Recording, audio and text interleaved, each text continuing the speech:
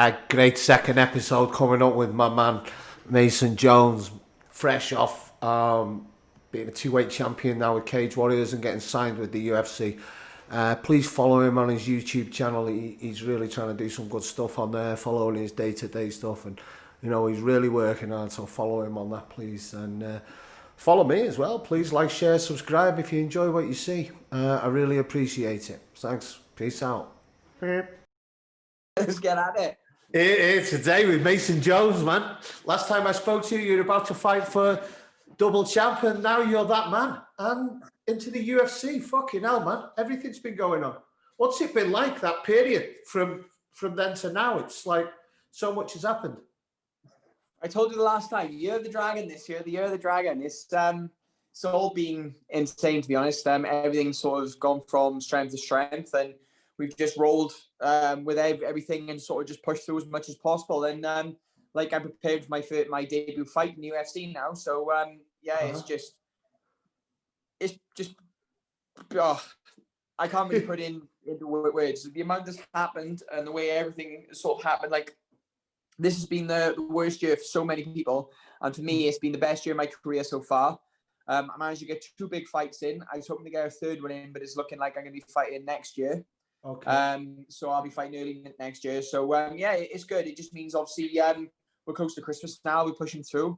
And on another positive note, my friend who was in hospital in January, I think, end of Jan, start of Feb, he's out this week. So honestly, nice. Everything's been phenomenal.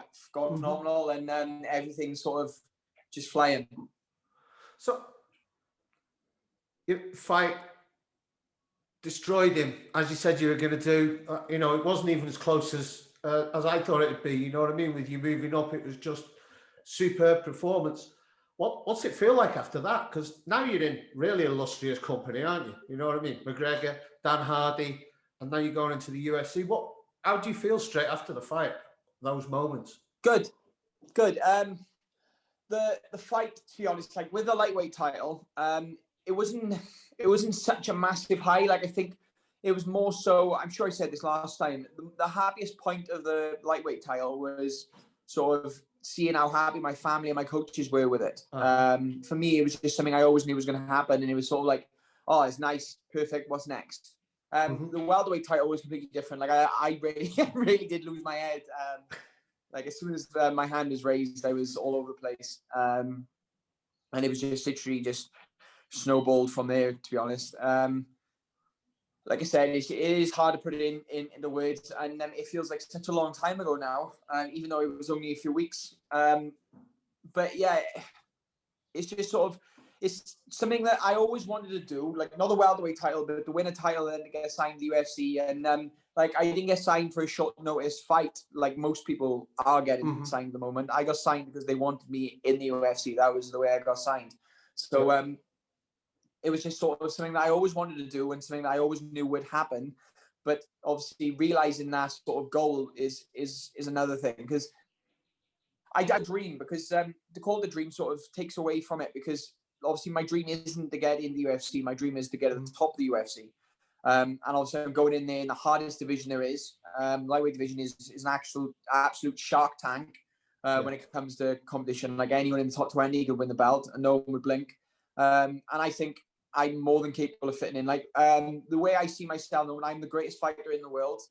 Whether anyone agrees with me yet, or whether people can argue that yet, or whether that is even true yet, it doesn't matter. All it is a matter of time. A matter of time until people see, a matter of time until the world realizes, and a matter of time until when I say that statement is true. Wicked, mate. And that's it. You've got to go out and prove it now, and you've got the chance, haven't you? So now you can get in there and mix it with what everyone classes as the big boys, don't they? You know what I mean? So have you got a name? Have they thrown any names at you yet, or can you say anything about that? No? Have you got someone in mind? Without telling me, you know what I mean? So just waiting on contract, that's all. As soon as it's signed, then obviously it's confirmed, but nothing's signed yet. We've just been given a name and a date. Location's a bit sketchy, but name and date. Yeah. Okay, wicked, man. So you're in training now already? I don't mean to stop, do I? But to be honest, after the Adam Proctor fight, I was back in the camp on Monday. I had Sunday off and I jumped back into training straight into camp on Monday because I thought I'd have a short notice sign up to the UFC. Pushed through, and then when the contract came through, he was like, "Look, you haven't got an opponent yet. There's so many things you're going to go through, and they don't want you as a short notice, so you're not going to rush everything. It's going to take time."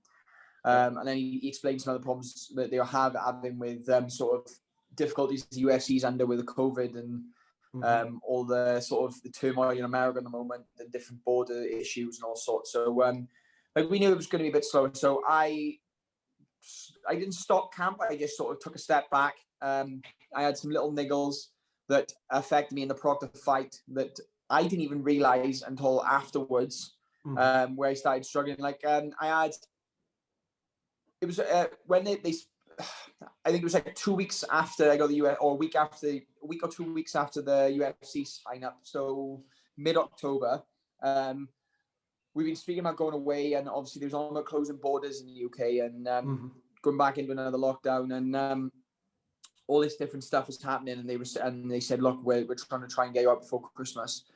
There's all these things to do." So I said, "Look, I'm just going to take a short break and go on all day for a week." I said, "I'm going to keep my running up, keep the diet in, but I'm just going to take a short break." And to be honest, I went away and I was fine until the last 2 days. In the last 2 days, I couldn't sleep. I had like problems with my back, my problems with my legs, to the point where it was keeping me up at night. So I come home, and it was something that I've been dealing with through the camp. I didn't even realize. Again, it wasn't until I stopped for a week, and it wasn't until the last 2 days I even noticed it. And like I kept my runs on treadmills, kept everything the same. It was just sort of like, I think because I stopped and sort of therein, my body started sort of waking up and telling me things that had gone wrong. So I come back, had some rub down, some massages, seen a physio.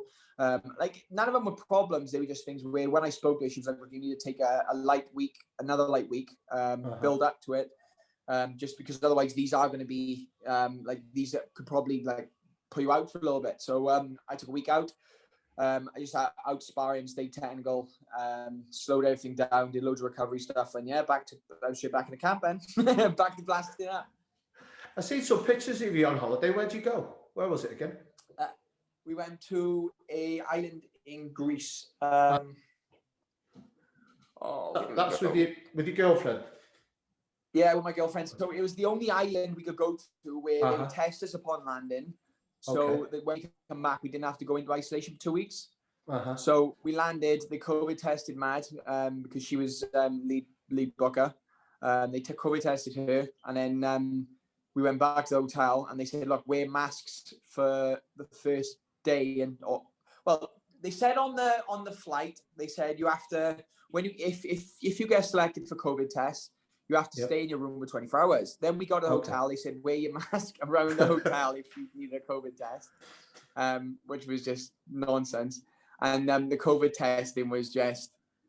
So obviously with Cage Warriors, we had proper COVID testing, like they was down the back of the throat. I took it on my Instagram where he was like deep throating me with a bloody, with a COVID test and down my nose and all sorts. The one on Greece, they literally just touched the tip of her tongue. She was obviously like, "I don't want to do it because I don't want it in the back of my throat." I was like, "Look," I was like, "I'll do it." And they was like, "No, lead pasture has to." So I was laughing like, "Oh no, you've got to do it." And they literally just touched the tip of her tongue. And I was like, "Guys, it's absolute nonsense." So we had a week in this hotel. It was a decent hotel, to be honest. Like nothing mind blowing, but it was just like nice bit of sun. I don't think we actually did anything for the whole week. We just sunbathed. I would run every other day. I was running like 8Ks on the treadmill in the gym. And then we went for a couple of walks and just enjoyed the food. And I was on the Greek salads flat out because I kept dieting out there and I thought it was going to be a struggle. But to be honest, it was pretty easy. Like Greek salads in the afternoon with a bit of meat, and then meat and a handful of potatoes in the night. So it was easy to be honest. Cool.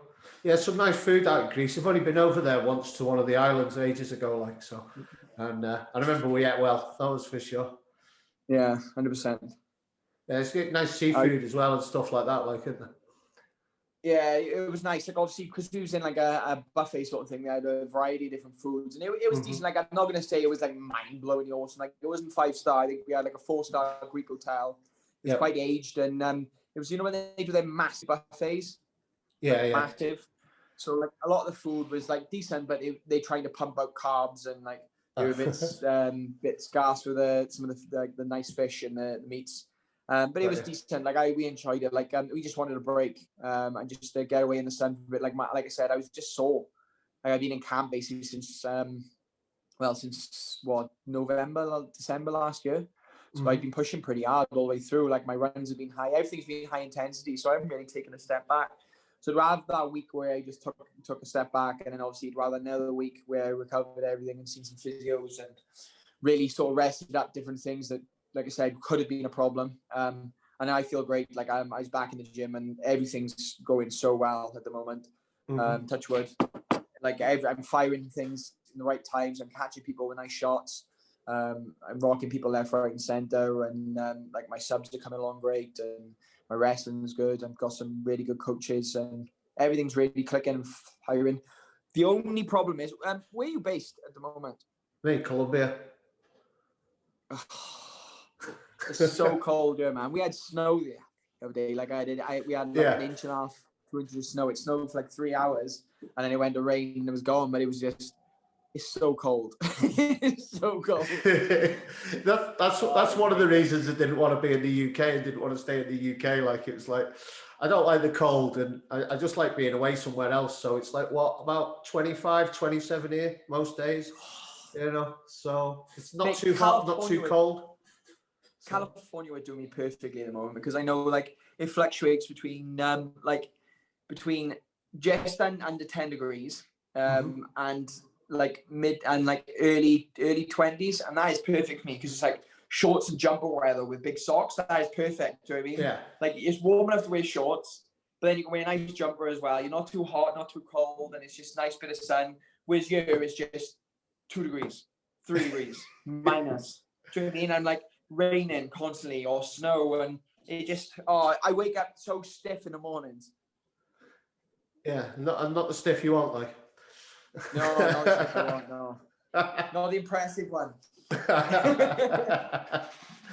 Yeah, it's no good when it's like that. I fucking hate it, man. It's just like you sort of put your nose out of bed and it's like, nah, I don't want to do it, man. Do you go for runs in the morning? No, I do my runs end of day mainly. So what I'm doing at the moment now is I run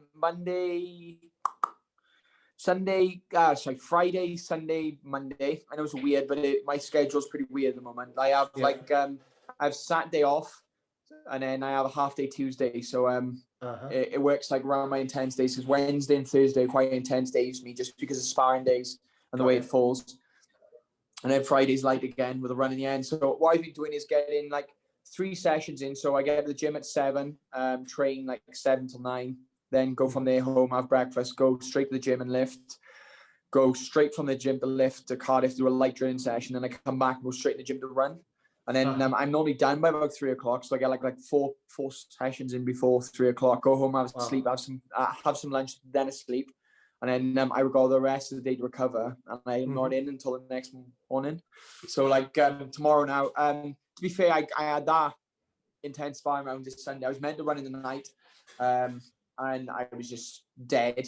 So I didn't run Sunday night. And then today, I trained this morning, and then I've realised I've got, it was a sort of family friend. It was like a family friend's funeral. There was someone in their family, so we turned up to show support to me and my dad and my uncle. And then I went and ran then, so I had a good sleep and recovery rest. So to be honest, it worked out well today because I was so dead this morning. I was so dead.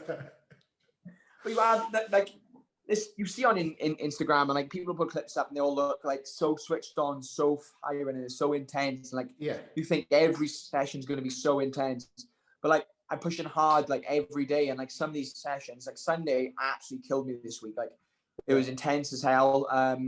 I ended up getting like really good stand-up walls, some really good strikers, and they were really pushing me. And like where the people was resting, I was making sure I was pushing through, getting like 6 minutes sparring rounds in, then I've been like 30 seconds out, getting straight back in again. And I was just dead in the water. So like I come home Saturday, ended up having a hot shower, trying to add some food and a sleep.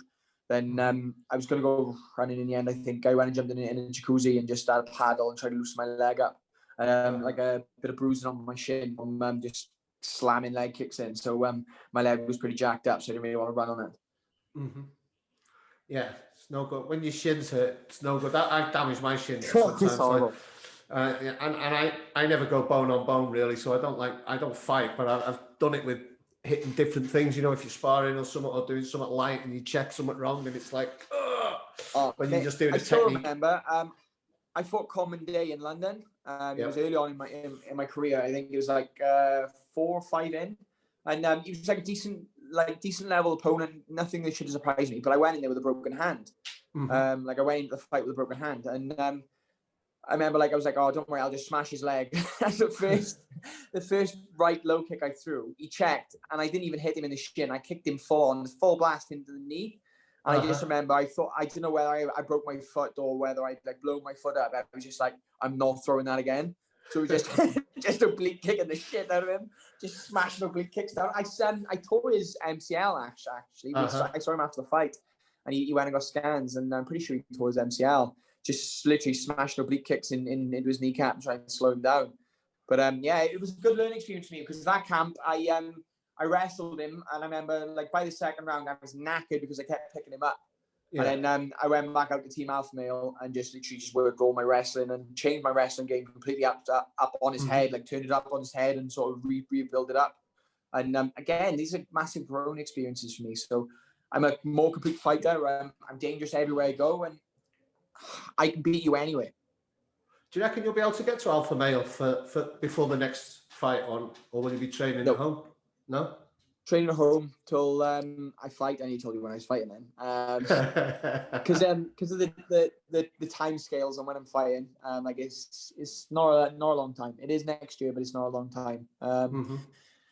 So I'm out then, and then to be honest, I might after the fight just go straight out. Have a week off. It's difficult now because my girlfriend decided because she's a uni student studying law. Yeah. Because they were messing around with all the COVID stuff and she couldn't go in and stuff. She decided to go get a job just because she could do her uni lectures in work. And her friend worked in a good company, and she's fallen in with this company and sort of they bumped her pay up already. They told her she'd be 2 months before she was fully trained, and she's basically fully trained in 2 weeks. And they've raved on about how good she is. And now it's tiled into a contract that they when she's qualified for law, they'll sort of give her a promotion, so she'll be running a department in the company as well as doing what she's doing. So she'll be getting paid for 2 jobs, which is fantastic news. Apart from the fact I want her to come to California with me and stay out there for 2 months. Obviously, it's a big no-go now. So we'll look at that, and I think I'll probably spend a couple of weeks out there. And if she can't holiday, she'll just have to stay back. That's her fault for getting a job. So, you know what I mean? So congratulations to this and how's she been? What was she like after you'd won and everything? What was that like? with you and I don't want to know what happened at night time, but with you and your family and everything. So how did they all react to it? You know, what was it? What did you have a big party after? Or?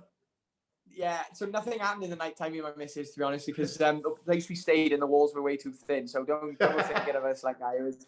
I wish, man, I was keen, but the walls were just too thin. And I don't really care, but it was just like my brother and my uncle and my brother, my family, and my coaches were all partying in the other room. And it was like a hostile walls. Do you know what I mean? You could hear them screaming in the other room. So we just went to sleep. Well, tried to sleep. But yeah, so the first thing, obviously not the first thing she said this time. She gave me a coach as soon as we seen her. Like there was a video that Adam, the director of Cage Warriors, put up where when I was managed to see him when we got off the bus, they were all waiting there with banners and cheering, and which to be honest was a bit shit for Adam because he had to walk past them all cheering with banners already made saying Cage Warriors double-weight champion. So I don't think he took it very well, but we had to walk past them without touching them, go back into the hotel, up to our rooms to grab the things, all our stuff, and then back out, and then they all waiting in reception. We couldn't see them until we had our bands cut off, just to make sure, because of the government guidelines and Cage Warriors was so tight. It was pointless, but obviously, do you know what I mean? Tick the boxes and do everything right. So she gave me a hug, and like all my family were giving me hugs, and they were passing the belts around, and they were all over the moon, and like I had a crutch and stuff. And then as soon as we got back to the room, she was like, "What was that kick you threw?" And I was like, I knew which one she meant. It was when I tried throwing the reverse side kick, and it went miles off target. I don't even know why I threw it, and it was just everything in that kick went wrong. And he sort of clipped me a little bit on the way out, and he didn't rock me or anything, but as he hit me, I was only on one leg, so he did knock me a little bit. And she was like, if you had got knocked out, she said, I would have had to stop speaking to all my Taekwondo friends because you would have embarrassed me that much. So that was basically the first thing she said to me, and I was like, oh, thanks, man. Thanks, do you know what I mean? Like, I actually battered the boy, and that's the only thing. But like I said before, I like criticism. Criticism always helps. And that was actually one of the problems I had was my back was tight. So I didn't realize it. But in that camp, every time I was throwing that kick, I couldn't get it to go straight. It kept pulling to the left all the time. Yeah. And when I went down, I had so I had a problem with my C2 joint in my neck. Parts of my back had locked up. That was why I couldn't sleep, because my back was locking. Problems with my glutes. Problems with my glutes, my hamstrings, and the ligament going down to my knee. And it was literally all to do with just my glutes. I had a little weakness in my glute that I hadn't strengthened just because we had to have time off in isolation. And that was affected and pulling my hamstring, which was causing me problems with my knee that I had through camp.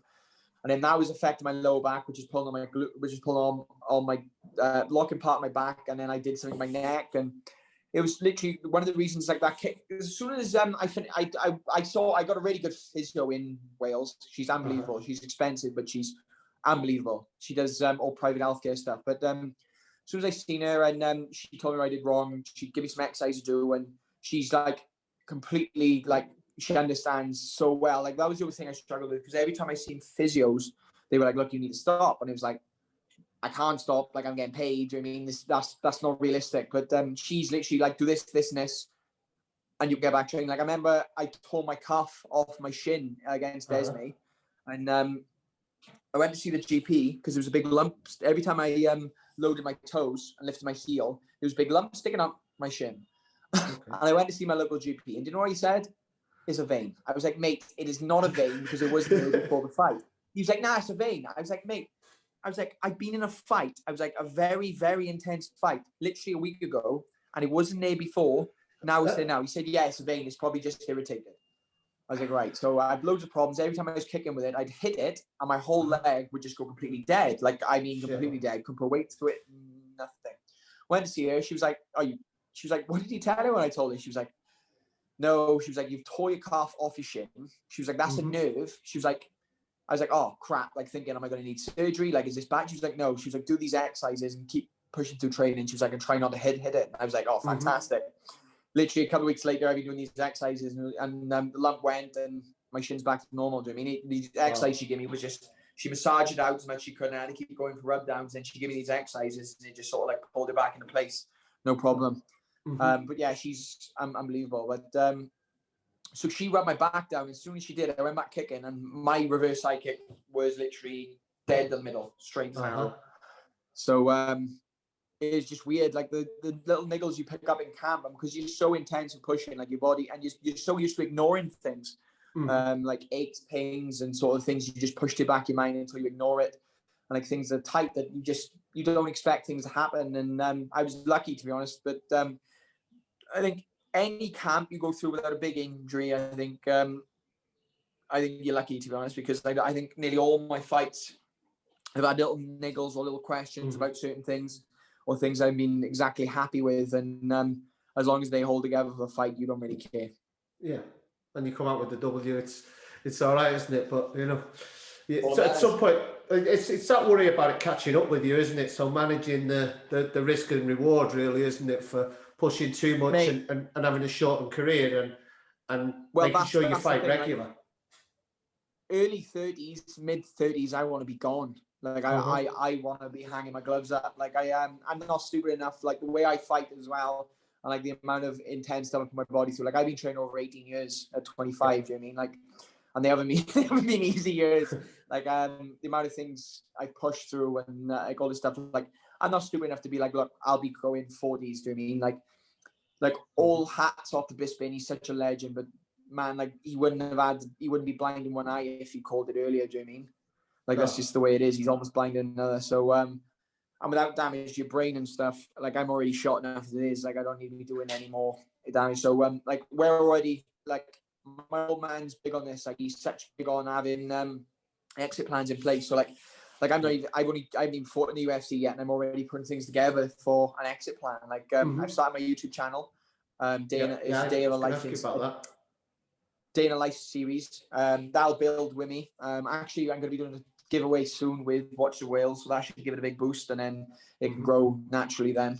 Because it is just about being, like I said, just keep pumping things out. I think I'm nearly up to like 300 subscribers in the first 3 weeks, so it's going well. Do you know what I mean? Like that's good enough for me.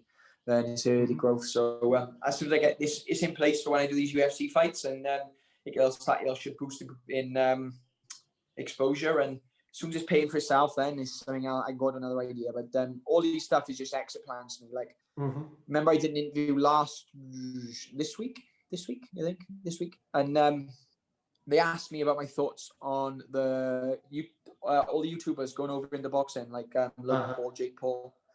And they was like, what do you think about it? And I think he expected me to go in. I was like, guys, it's fantastic. I said, all hats off to them. I said, if they can market themselves in such a way that they are outselling high-level, no-nonsense boxers, then absolutely fantastic. Congratulations to them, do you know what I mean?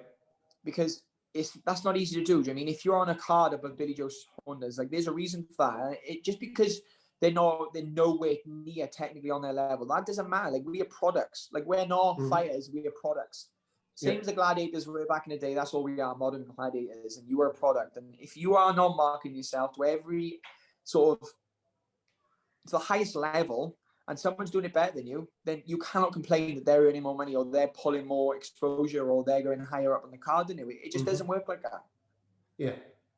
It's about numbers, isn't it? You know what I mean? It's professional fighting, you know what I mean? And you get paid in accordance with how many people want to watch you, not how many wins you've got or whatever, really. It's about how many tickets you sell, isn't it?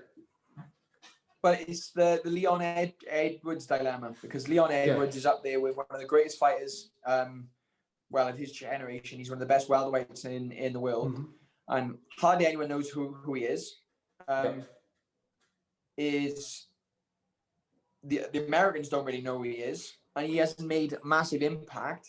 And they're never going to give him a title fight. Not even, and he is down, like he's on an absolute win. Like, is he on an 8-fight win streak or something ridiculous like that? Yeah, something like that. His last loss was to Kamaru Usman, wasn't it? Yeah, and it wasn't that much of a. No, it wasn't. It was close. And he's an exceptional fighter. He's a lovely guy. He's down to earth. He pushes hard, but his social media presence is zero. Like obviously he does stuff, but it's nowhere near what it should be.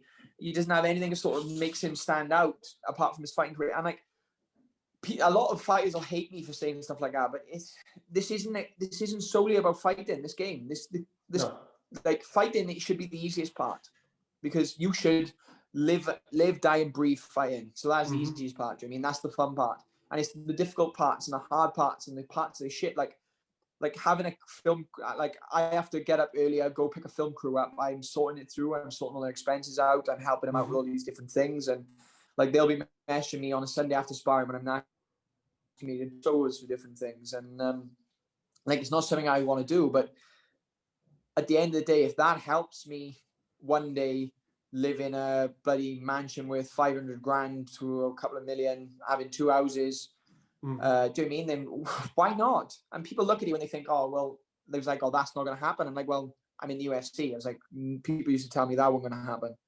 And like the other thing is like, if I where I am now, I've got like nearly 13,000 followers in Instagram. I've got like 3,500 friends on Facebook. The page is, I don't think that's that many. I think it's like 3,000 followers on Facebook page. And like my Twitter's like up to 4K, I think. If I started a t-shirt company, and 10% of people bought stuff off me, like the max I'm going to sell, it'd probably be less than 10. So the max I'm going to sell, I'm probably going to sell 100 units, if that. Maybe if that'd be awesome. I'd sell 100 units. If I've got an Instagram page that's reaching, I don't know, 400, 500,000 people minimum. I've got a YouTube that's literally pumping all this out, and I'm showing people what I'm doing and all. like even if it's still 10%, which is not going to be 10% because I'm showing you more. If it's 10%, I'm still selling. Well, fuck, what was that? 50 times more. 4,000, 40,000, times, 30,000. Yeah. Do you know what I mean? Like units, straight up. 10%. Like that's enough to start a business straight in. Like look at Conor McGregor. Like his whiskey is crap. Like I don't drink, so I don't know. Being the best tasting. It's not being. I don't drink either, but my friends have tasted it, and one of my friends like loves his whiskey, and he said like it's just a cheap Irish whiskey. Do you know what I mean? And but it's nothing to do with what it tastes like, because a lot of people don't drink whiskeys like that to savor them. They just drink it to get pissed. Do you know what I mean? And it's for the social media clout. Yeah. That's how you sell things. Like Nike trainers obviously are fantastic things, but a lot of Nike clothes, they're not sold because of how good looking they are, because thousands of companies do exactly the same designs. They sell because of the brand. That's all it is branding. What's it called? Darren Till's just killing it with that raw dog beard, isn't he, at the moment? You know. I didn't know he had that. Yeah, that's like, I think he's got about 500,000 followers, hasn't he? You know what I mean? So if he's banging however much of that out. Funniest social media in UFC, easily the funny. I had him, Tiger, Derek Lewis as the funniest social media, but I think with this Twitter stuff he's been doing, he's definitely overtaken Derek Lewis. The I think it's with Till, like, fair play to him. It's just him taking the piss, isn't it? You know what I mean? It's just like he's fantastic. I mean, like that phase he went through where he's photoshopping his face onto everything. Like, I don't even like childish humor like that, but it was creasing me because like the people getting so offended over it all the time. Like some fighters will like find it funny, but the amount of people getting offended is just so funny. Like it makes it so much better when you offend people. Oh, so much better. If you can create that, like Kobe Covington, people tune in to watch him lose. Conor McGregor, a lot of people tune in to watch him win, but a lot of people tune in to watch him lose as well. If you could get people loving you and hating you, it's where to be, isn't it? You know what I mean? Look at Kobe Covington. Yeah, you know, fair play to him. Like Covington never had that persona. Like that was developed, and people like can say whatever they want about that, but like you gotta remember, like you're appealing to a lot of Americans as well, and like one of the biggest sports entertainment companies in the US is WWE. So I'm not saying you have to be going in wearing Lycra and like screaming down a mic at people, do you know what I mean, and throwing stuff, because like that's too cringy and a thing. But you have to find your market. And like people have this thing where they're copycats. So like Chael Sonnen did it, so they'll have to do it. Or McGregor did it, so they have to do it that way. Or Yoel Romero did it, so they have to do it that way. Like it doesn't work like that. You have to find your market and your way of doing things. Like look at Max Holloway, like one of the biggest UFC fighters. Like he's making a killing at the minute playing video games on Twitch. Do you know what I mean? Like in between training sessions, he just records his games because like he would have been doing that anyway. Do you know what I mean? He would have been playing on their end anyway. So why not make money off it? Like that is just the way it is. Like eventually this day in life stuff, they'll be filming me all day, 24 hours. Do you know what I mean? Like doing my teeth in, but making money. Do you know what I mean? Yeah. What does it? What's the best bit and worst bit about doing that? Extra time out my life. Extra sort of not extra stress, because to be honest, they do everything. They like Mickey, the girl who's doing it. She plots the days. She plots the plans. Like I send my session plan. She sorts everything else. So like the next one we do now, I don't know when they're down. They'll be filming me for the day, and then they want me to do a like food diary series where I'll show what I'm eating in the day and stuff like that. Show my sessions, introduce my coaches, and like it was weird because having the cameras there, they're weird to get used to, because when they're on the side, like obviously you get like 1% increase, because it don't matter who you are. If you've got a camera on you are going to step your game up a little bit. So my judo coach, who is an absolute killer, has been absolutely tearing me to pieces. And I thought, like, because he's always been up here, and I thought I was getting closer and closer to him, so I'm going to be on even field. Like, he was close enough now. And honestly, I didn't realize he had his one hand tied behind his back, because he just turned it on the last couple of weeks they've been filming, and they just absolutely give me a pasting. But I like it because he never abuses strength, never like forces anything. It's just always technique, just clean, crisp technique. And it's like you can never argue when someone's sweeping on your head. You're like, oh.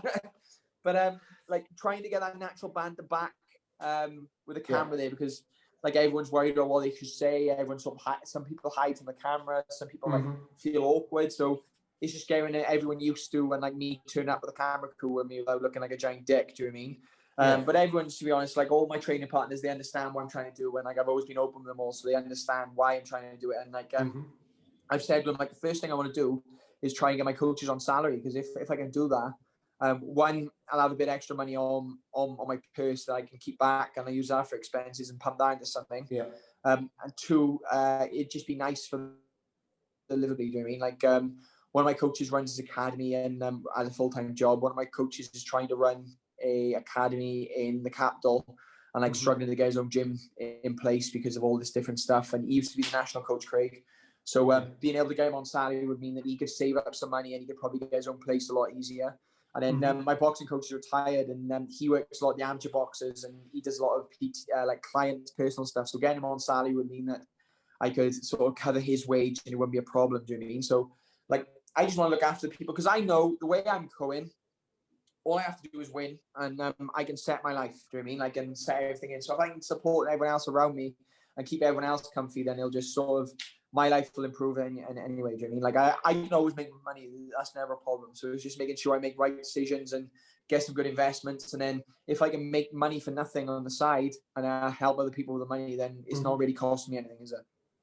Brilliant. How have you transitioned going? Because you do quite a few podcasts and stuff like that anyway, so being in front of the camera is not bad. But have you noticed a change in how you behave? Are you more relaxed now in front of the camera, or is it still in that early stages? Still in the early stages, but it's another reason is I'm trying to improve as much as possible, because like with you, I can talk to you normally, so you won't hear any of the tics I say. I don't stutter. Like you'll really hear me say unless I'm retelling something. See? With the other stuff on camera, like I go, or I'll say something and I'll be repetitive, or I'll get stuck. Like if I'm training, sometimes I'm so tired I get a stutter.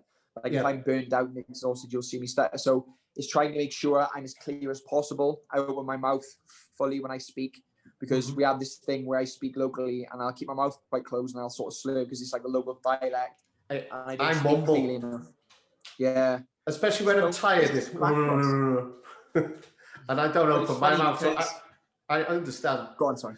No, I said I do it when with my mouth. I don't open it at times, like, you know what I mean? Because especially if I'm tired, I'm like. Yeah. Well, one of the younger boys, he's injured at the moment. We drained his collie. Well, my girlfriend sorted his collie out for him, and I split the inside of his lip in sparring the other day on accident. So he's off for a little bit, like resting his ear up. He had to have stitches inside his lip, so that's all getting sorted. So he interviewed for me the other day because he was there on camera. So they interviewed him just about training with me and all this stuff.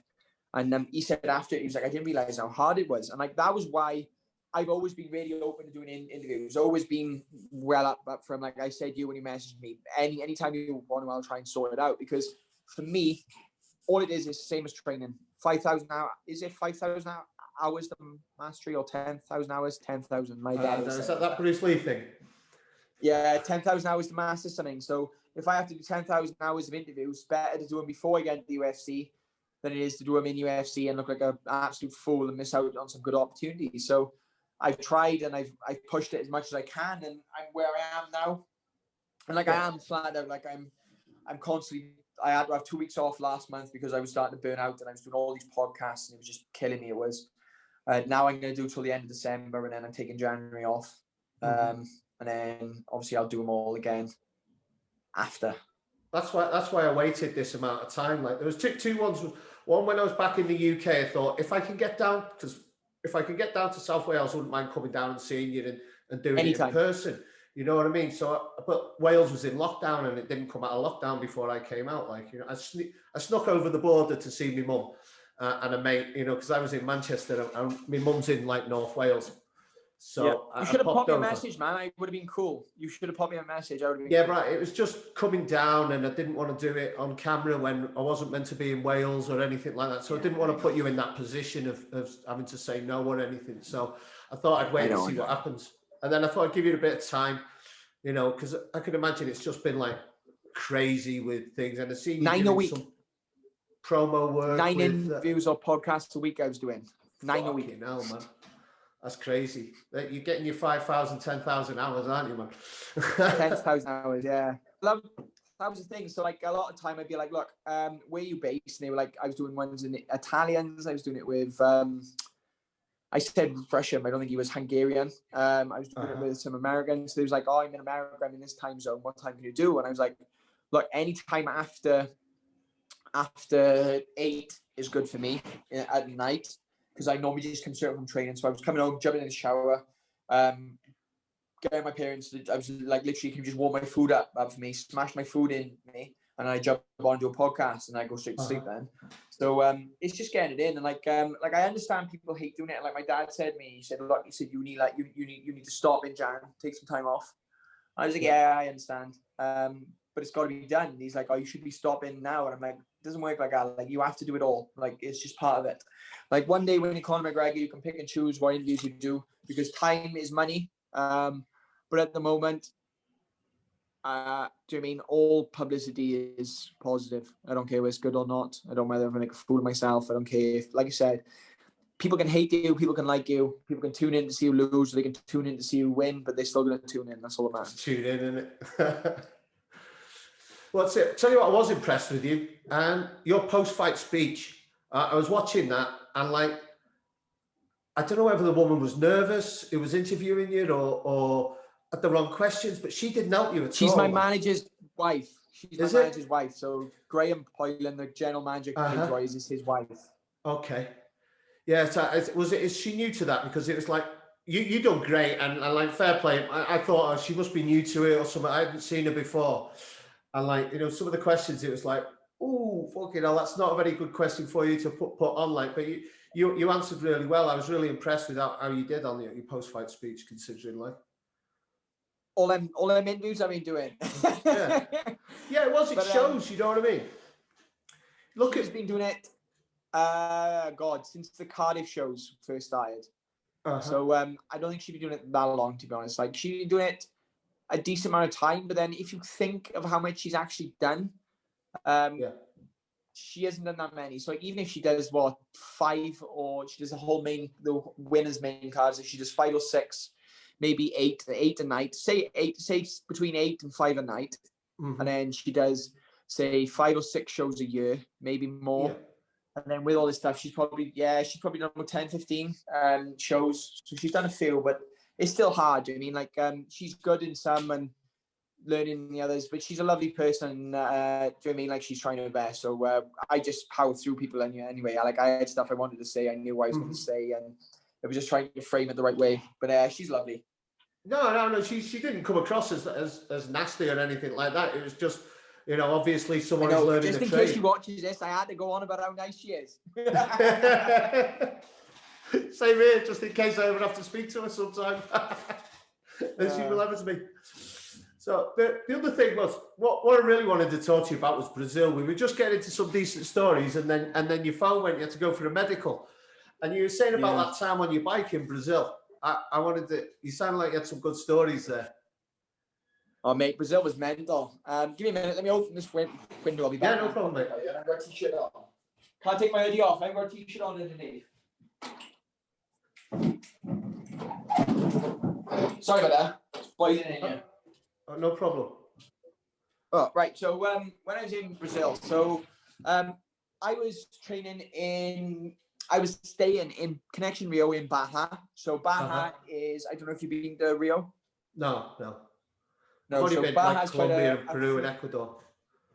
So Baja is quite an affluent area of Rio. It's like, you to get from Copacabana Beach to Baja, you have to catch a bus or a car, and you go like up into the mountain, around the mountain a little bit, and it's like you follow the beach around. So it's separated a little bit. So it's like you couldn't walk from Baja to like Copacabana onto the strip, but it's like a 15-20 minute bus journey. So it's close. But like it's like one of the rich areas of Rio, because it's like quite affluent. It's got some nice places there, and it's like separated a little bit. It's like a nicer beach, but it's a nice area. But still, like, I was riding from where we were staying. I bought a push bike on the first week I was there, And it was cheap. I think I paid like 200 quid for this push bike, and then used it the entire time, and I left there when I was done. But I'd ride from the gym, like 30 minutes down the road, like across one of the dual carriageways, if I remember correctly. Like it was basically like a straight run all the way to the bottom of one of the favelas, right in the bottom of the favela. Like you can see the favela stretching up, and that was the Thai gym. Well, obviously you're driving into the favela, even if you're on the outskirts, like the bottom of it, you're still driving into the favela. So I was blonde, couldn't tan. Like I just don't tan. Like I don't know if you look like you're the same sort of skin as me. And I go brown actually if I ever go in the sun. I do. Yeah, not bad. I go a little bit dark. I don't really go brown. So it's pretty easy to tell I'm a gringo. I just wear these tiny little vests and put on as much skin as possible, so everyone knew I was a gringo on this fucking yellow bike. And the amount of times like people they were doing it deliberately. They just literally just ran me off the bike. Like people would clip my back tire and send me in bushes. And the one time someone's almost like tried to drive me into a wall, so I had to turn the bike and like jump off this push bike and all different stuff. Do you know what I mean? And it was a fantastic place. It's just not somewhere I'd ever go back. Like it's nowhere I'd ever take a family. I'd go if I was traveling, but it was just dangerous. Like the favela, like when I was in the favelas, like the boys I was training with couldn't speak any English in the favela. And I obviously didn't speak any Portuguese. And that's why I should say, because they do speak Portuguese. I couldn't speak any Portuguese, so we struggled communicating. So like when I got knocked off my bike, I had to like sort of run the bike the rest of the way. But I turned up 15 minutes late to the session because I got knocked off. I tried telling them, and the guy was like, "No, maybe sit aside and watch the entire 2 sessions I normally train." So I had to sit there and watch because I was late, just because someone had deliberately knocked me off my bike. So it was like a fantastic place to go, but it was such a weird place with stuff going on. Like I remember one of the first nights we went out, because I was there during Carnival, and Carnival is wild. Honestly, it's so wild. Like we get on these buses to go to Copacabana, and they would literally. Have you seen like the photos and the videos of the Japanese trains where they try and get on? Yeah. And they're all ramming on. That's what the bus is like. Like to the point where if they go too fast around the bends, you can feel the bus lift. There's that many people on it. And like they were saying to me, like doing a lot of them, they'll climb on the roof of the bus and stuff, make sure they can get a Copacabana and all sorts. And it was just wild. Like people there would like, it's called getting gringoed. So I spent, one of the girls I was friends with out there, I met out there. She looked like a gringo. She did. She like quite fair hair, quite fair skin. Through and through. Like I even asked her if if any of her family moved in. She said no. She was like born and raised as a gringo, Jimmy, as a Brazilian. Like she was born in Rio. Her family's all been from Rio. She just had like light skin. And we'd go out, and obviously because she looked like a gringo and she spoke in an American accent because she taught herself English by watching films. So she's very intelligent. So we'd go out and we'd be speaking in English because I basically refused to learn Portuguese. Sounds terrible, but it was just like, I got there, it was a short notice thing. So it was like, I'm not going to sort of try my best learning Portuguese because all the locals preferred it if I spoke English. Like whenever I was single and pick up girls, you had to convince them you was a gringo. It was the easiest way to pick up girls. So not speaking any Portuguese was actually easier to pick up women than it was to actually trying to speak Portuguese. So like we went out and we got the food, and like they'd look at you, then they'd look at me, then they'd look at her, then they'd look at me, and then they'd like charge you with like a stupid amount. So I just look at them and laugh, and then she'd go in on them in Portuguese, and they'd look really shocked, and then they just apologize and give you the normal price. It was called getting gringoed. So they add like 20% on. So like where it would normally be like, they'd sell it for everyone else for like 2 AIs, they'd sell you for like 5 or 10. And you could see them, they look at you and they're like looking to see if you can understand Portuguese, and they go 30 AI, or however they say it, like 30 AI. And like most of the time you just pay. I just couldn't be asked, because like to me at the time it was 4 AIs to £1 British pound. And like I was earning like, I was getting sponsored like £100 a week while I was out there. So it was like 400 AIs a week. So I was living like a king. I had money saved up what I took out with me. So I had a decent amount. Like I'm not saying I had a lot of money out there anyway, but like I could live on that money. Like the money I took out with me, I ended up paying for like a really affluent gym that was really expensive actually. like some money to spend out when we went out, like to buy food and stuff, like out in restaurants, and I had money for training, and then I had to sponsor money through that I could live off, and I had some money saved up. I said so, like I spent this amount of money out there, but the exchange rate was ridiculous at the time. So like I didn't really care. Like you don't really mind. You understand again, go, but it's not the type of place you'd argue with people. Like you argue with someone. Like one rule they told us is never ever fight out. They said if you do fight, make sure you hit people, and like if you get into it, you have to go, because they'll either shoot you or they'll stab you. And they told us like in Rio, 1 in 10 murderers get caught. 1 in 10, because they just disappear in the favelas, and there's no cameras in anywhere. Like the electric grid. So like there was where we stayed. There was a tiny little sort of like a square down the road from us, in our part of Baja we was in. And I remember one day we went down, they had a tropical, obviously you're in Colombia, so you've seen these tropical storms. So for people who have never seen a tropical storm, it'll go from clear to absolutely shelling it down, like ridiculous amounts of water. Like it'll drop a sea on top of you, and then it'll go back dry straight away. Like it's weird, like the amount of water that they drop in these short bursts. Like you've never felt rain like it. But so we had a big rainstorm. There's loads of water everywhere, and I remember we come down, and where the bus is so high, the electric grid is that bad. These buses hit the electric cables down a lot of times. Okay. So they'll hit these big electric cables down, and they'll just land in these puddles of water. And like we see it, like you walk through town, everyone's climbing around this puddle, and like you look at it, there's just literally massive shocks just going through this pool. Like there's no health and safety out there. Do you know what I mean? Like you step in that puddle, you're dead straight up. Like I was only 7. I think I was 18. 18. I was 18 for my 19th birthday. I think it was when I was out there. So like, you're at that age where you think you know a lot about the world, but you don't know a lot about the world. Do you know what I mean? And like, like we just go out and meet these. Like you'd spend all week training, and then on the weekend I'd take the Saturday and Sunday off training, and then I think if I remember, and then we'd go out on the Saturday night, and I didn't drink.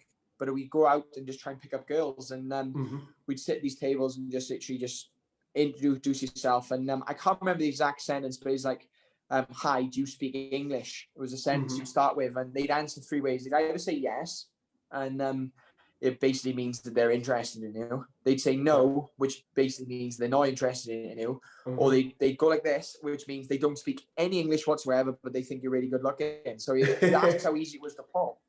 It's like we'd sit at these tables, and I remember like we stopped. There was I seen a really pretty girl on one of the ones at the time, like in the bar. So I walked up to her and her friends and introduced myself and started speaking. And one of the girls spoke English, and the girl I was interested in didn't.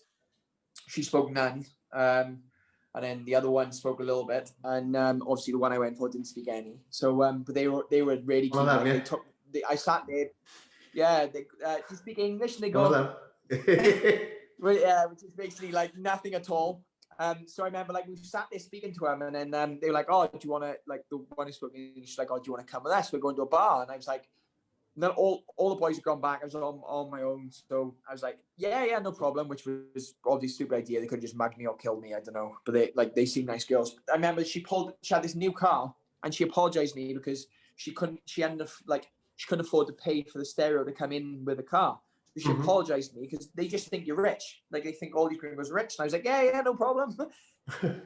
Talking to them, we went out, and I ended up meeting the girl a few times. And it was just wild, like absolutely wild. Is that the dog? Yeah, sorry. Oh, it's okay, mate. I love dogs. My girlfriend is Larian. Oh, cute. What's his name again? Daffy, it's his girl. Daffy. Oh, she's a girl, is it? Yeah. Oh. Saffy. How's she now? You still taking her out running? Right, get down there. Go on, get up on the sofa. She's got his gold, man. She'll jump on the sofa now and just chill out. Oh. You still taking running? But yeah, no, it was. Yeah. So I took. No, she doesn't like the rain. So because I'm running on the treadmill most of my camps now. Like in the summer, I'll run a couple times outside, but most of my runs I do inside just because of the strain. I take her for a walk. So with my schedule at the moment, I do a half day on Tuesdays, and then Saturday's my day off. So that's my rest. So Tomorrow on Tuesday afternoons, I take on walks. So I'll take her for about 8-9K, but she'll go all day. Like she'll just sleep all day and then she'll just walk non-stop. Like she hates the rain. Well, I took her out last week and it was tiring down and she was tamping because it was raining on her and tried to climb into my hood a few times. And after that, then she was just running and jumping in puddles and all sorts. She got loads of character. She's fantastic. Like couldn't have picked a better dog. Like the only thing she does is she bites her paws whenever she's left on her own. She I think she's a little bit of anxiety about being left on her own. So she's all right. She stays with Mad's family a lot whenever I'm in the gym, or I take her to the boxing gym with me actually and tie her up on the side while I'm boxing. So she just sits on my jumper and watches me train. So everyone just stop and fuss her then, yeah? Gets loads of attention. Yeah. At the gym. My coach is normally as soon as he finishes his client, he normally just rolls out the ring, rolls on the floor and calls her, and I'll clip her off and he'll just roll on the floor there while I'm warming up. Like nice. Yeah, so I miss having dogs, but I don't think I'll have any anymore now. I've had to rehome a few dogs and I won't do it again. Yeah. So well, my mum's got a pug who lives in the house, and he's 8 and he's starting to have health problems. Like he's got a history of seizures and like blind in one eye and his back legs starting to go, which I think is to do with his brain more than his actual legs. So like he's not got long left. Like not saying he's gonna die in a couple of weeks, but like whether he lives a year or whether he lives 3 years, like anything longer, I think is going to be a good gift for him now. But like my mom's like badgering my dad to get a new dog, and my dad keeps saying no because he wants to do the same. Like he wants to.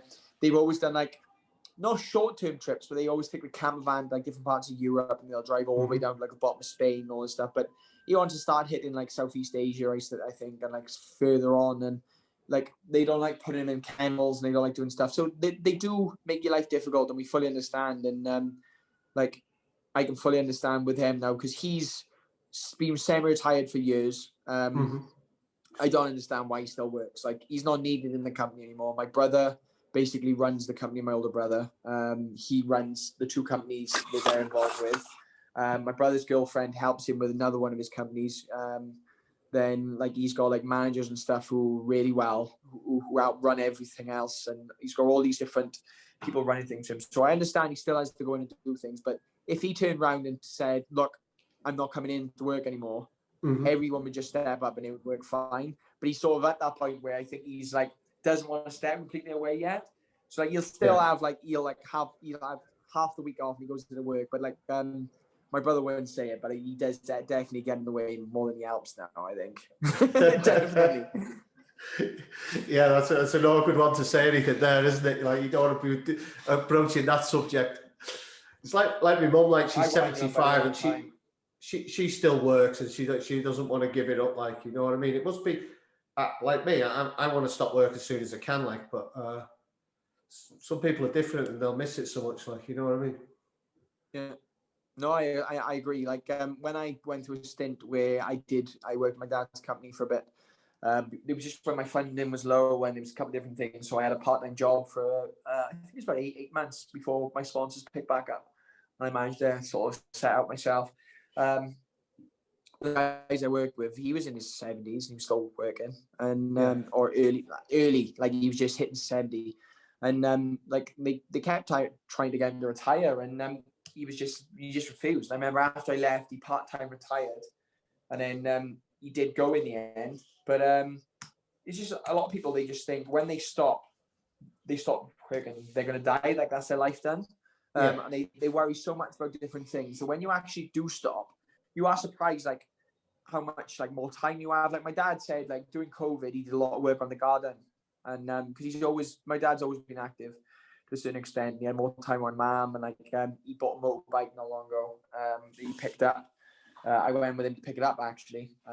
We went up to London and then from London somewhere else to pick this bike up and then drove home. So it was a good trek home, but it was a brilliant laugh. And they like to go out on day trips. Like today, they went out somewhere he probably shouldn't have gone. They had some food. I just went out for a nice drive. And that's what they like doing. Do you know what I mean? They like to move, go see places, and they're in a position where they can. Like they're in a position where they could just get up and go, and like they're not going to be like they earn enough money. And like my dad always winded my mum up about saying they're going to sell a house and just be sort of just be on the road.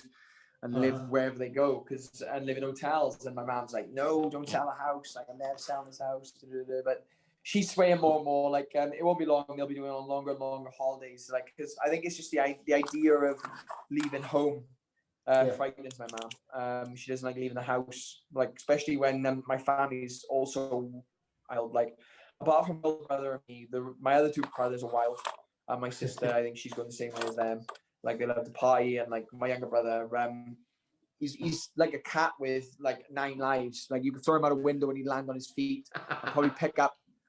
He'd probably pick up like a £20 note on the way down. I mean, that's the way he is. So he's just unbelievable. Like, they'll go away for 2 minutes, and I'll come home and he'll have like a house party full of people. Or like the other night, my folks are away, and I come downstairs and I'm trying to sneak in like 11 people to sneak in. Just I didn't even know what his plan was. I was like, "But it's like they can't be here." I was like, "I'm in camp. I have to stay away from people. Send them home."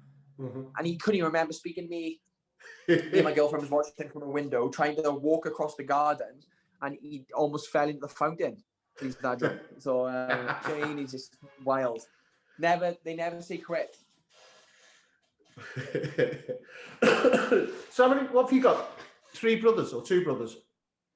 3 brothers and a sister. So I got one older brother who's sensible. So youngest sister. So 3 brothers. So one older, 2 younger brothers and a younger sister, and then my mum and dad, and then my girlfriend.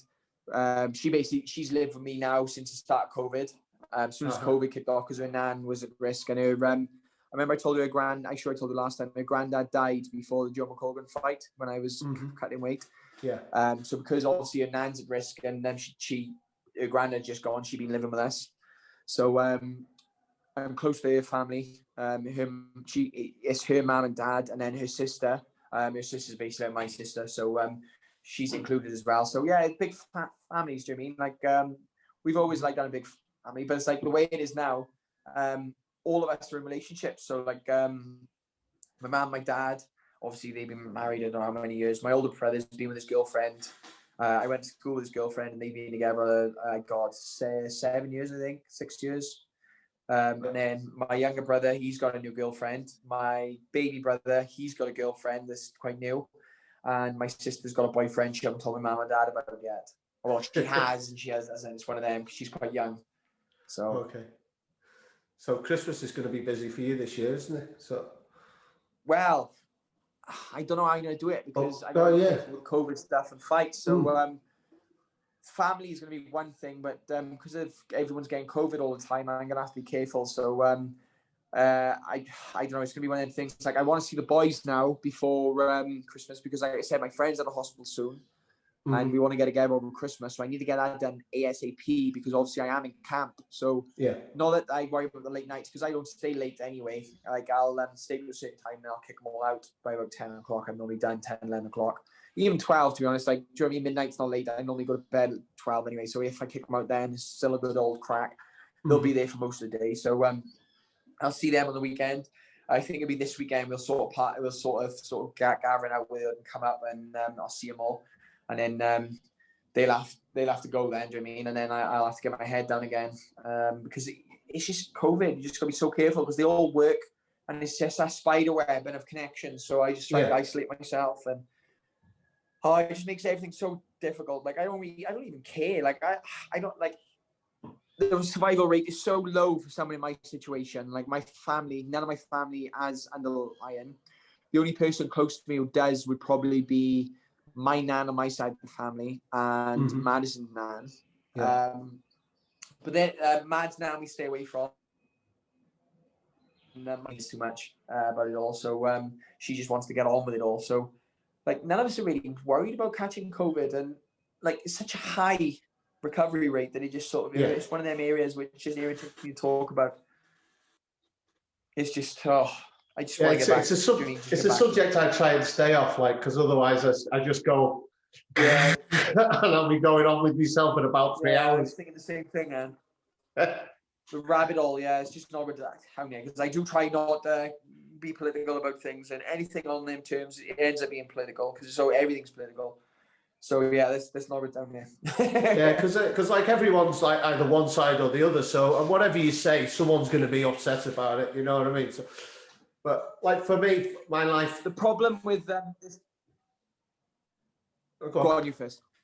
I was just saying, my life is like, you know. Problem with this generation. No. You first. Go. I want to hear from you more than me. Go on. The problem with this generation is as well that if people's opinion don't agree with yours, then you are wrong. Like, it doesn't matter whether you have evidence or not. Like, people just, they don't see things. Like, everyone wants democracy, but then people sort of try and protest when their vote doesn't come in the way they want it to be, and it just doesn't make sense. Oh, it's crazy, man. We've been going just for over an hour, and I know it's like gone 9 o'clock then. I don't want to keep you up too late, then, just so you can chill. Anything else you want to say before we go? And, you know, I just really appreciate your time, and I can't wait to see you fighting in the UFC, man. Pretty much. So let me just wrap my social medias out there.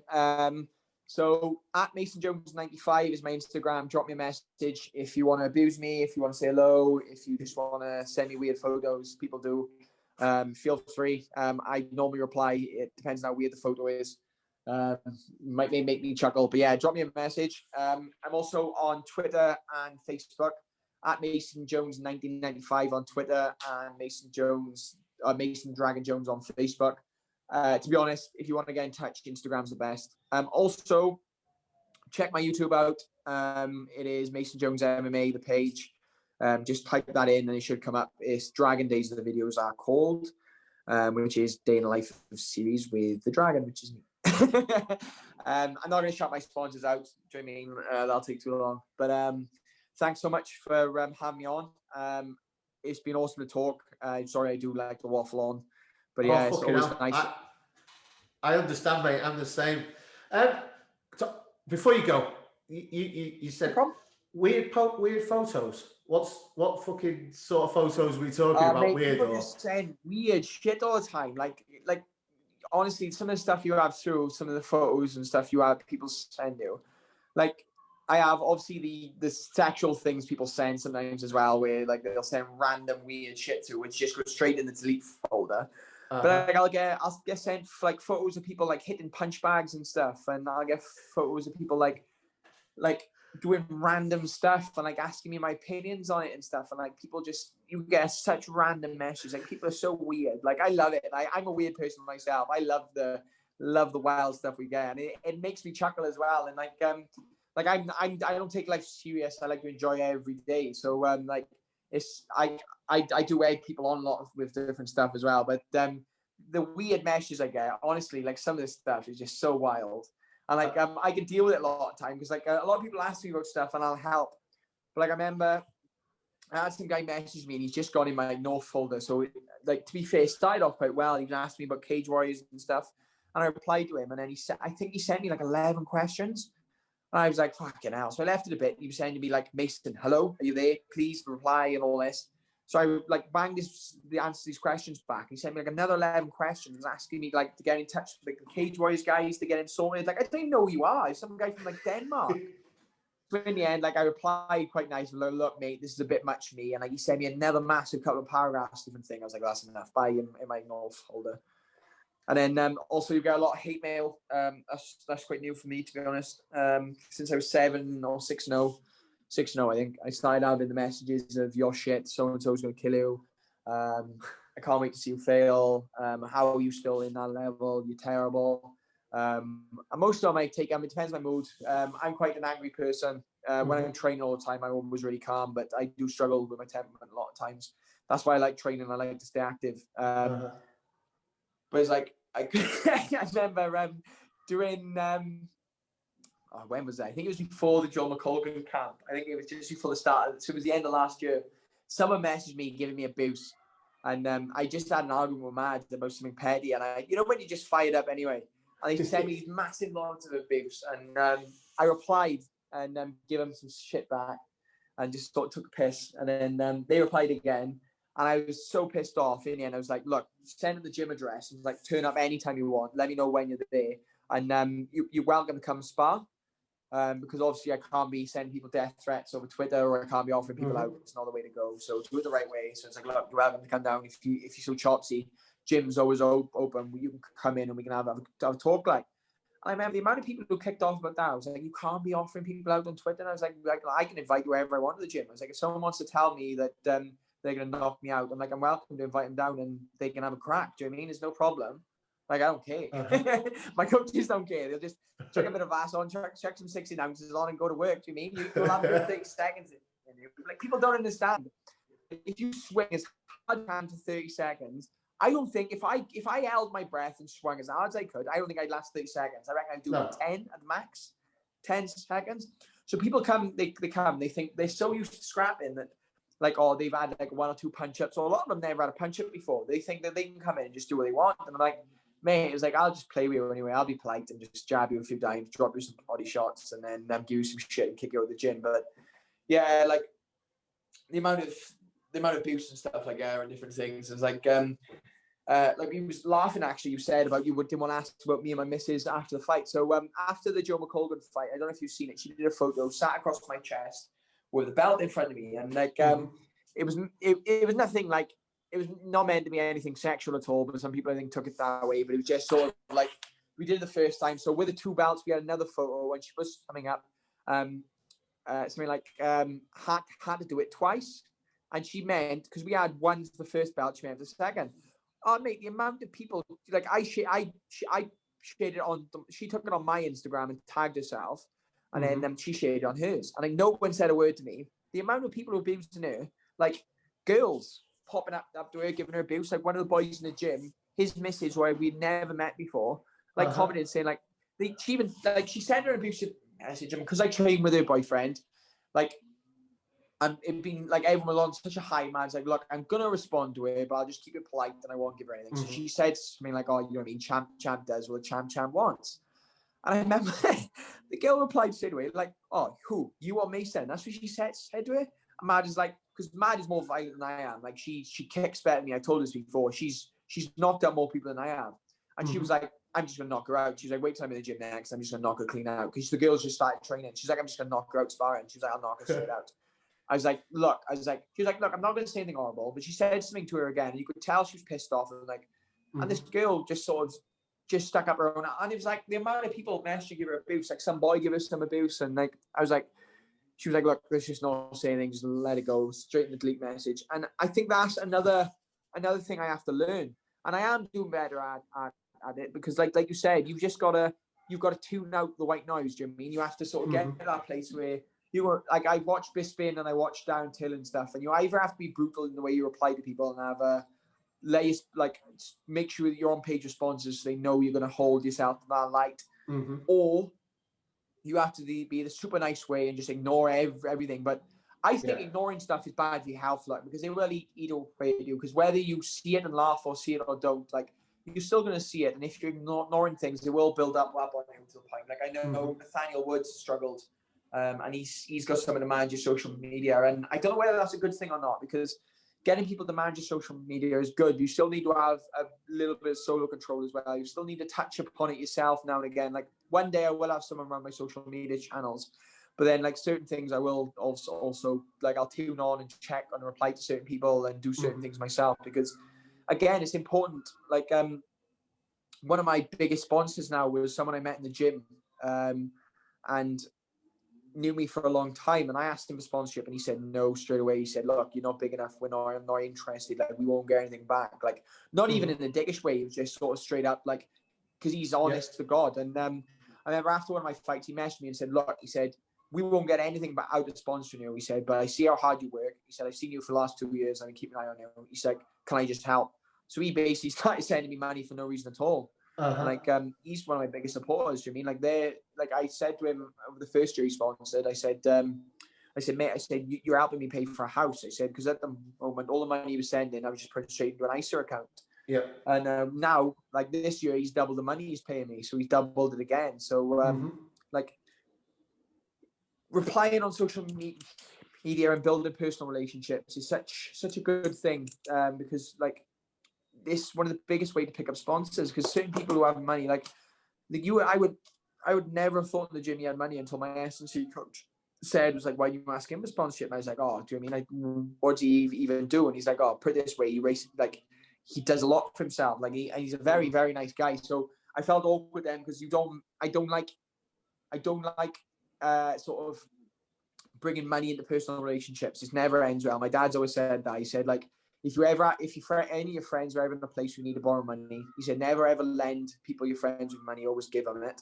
He said, because if you can't afford to give it them, you shouldn't be lending them money anyway. Because if you're trying to lend people money, you're going to end up this thing where you fall out because they can't afford to pay it back. It gets toxic. Do you know what I mean? So like, I never give money to friends or my family for that thing with the intention of having it back. You just give it them. Do you know what I mean? So that's personal relationships are always difficult with things like that. Right. I do have to go because I didn't want to keep you any longer, mate, and I really appreciate it. It's great to speak to you. Brilliant seeing that smile, you know what I mean? So good luck in the future, man, and take care, dude. Hopefully catch you soon. Drop me a message whenever and we'll sort another one out. Feel free. Don't worry about waiting. Drop me a message. All I'll say is message me in a month. Do you know what I mean? That's okay, cool. If I come back to the UK, hopefully I can pop down and see you. That'd be great, mate. If that's okay. Don't worry about anything. Just drop me a message. We'll make it work. Do you know what I mean? All right. Wicked, man. Take care. Have a great day. Stay safe, Trevor. See you later, man.